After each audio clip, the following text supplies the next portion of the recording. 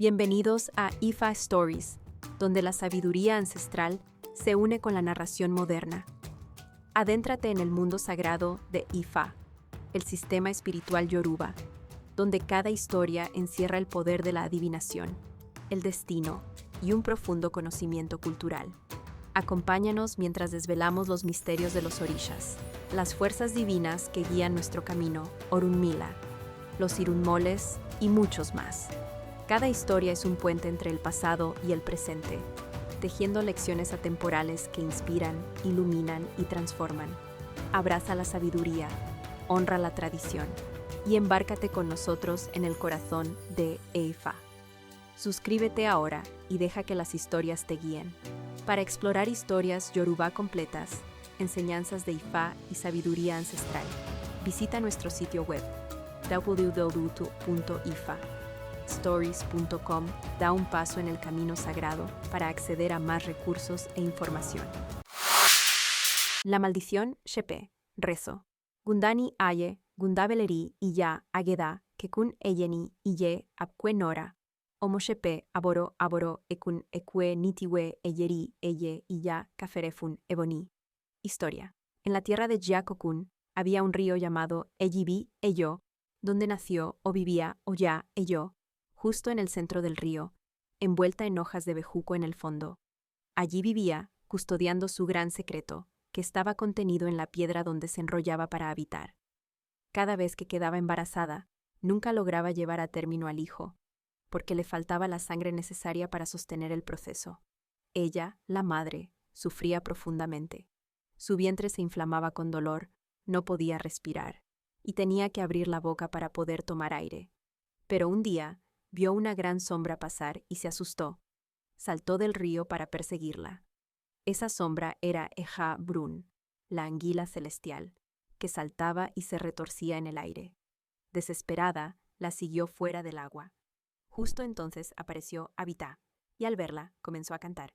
Ya hebi wede eyo, ya hebi wede eutongwa, ya hebingi wede eyo, ya hebingi wede eyo. Ella, al oír el canto, se aterrorizó.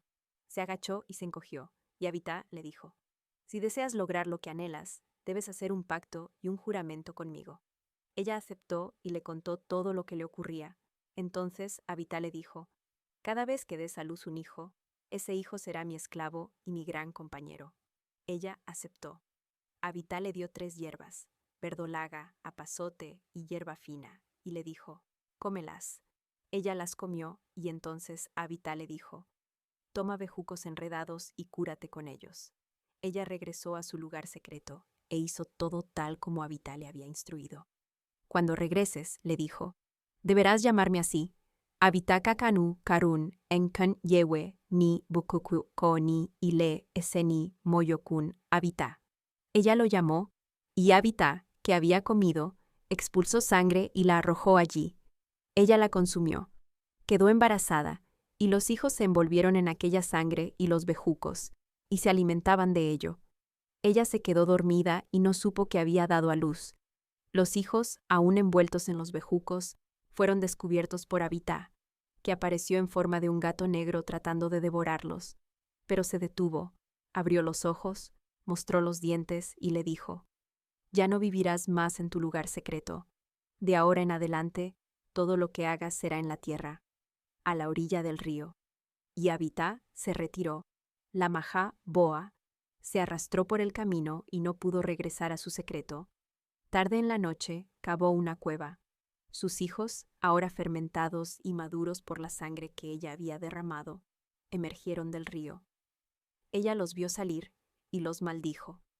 Justo cuando estaba lanzando la maldición, Abita reapareció y declaró: estos serán mis esclavos.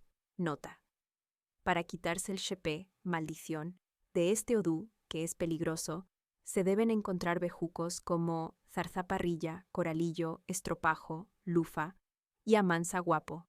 Se prepara un omiero, infusión ritual de hierbas, y se ofrece la sangre de gallinas a los pies de Ya, usando agua de río,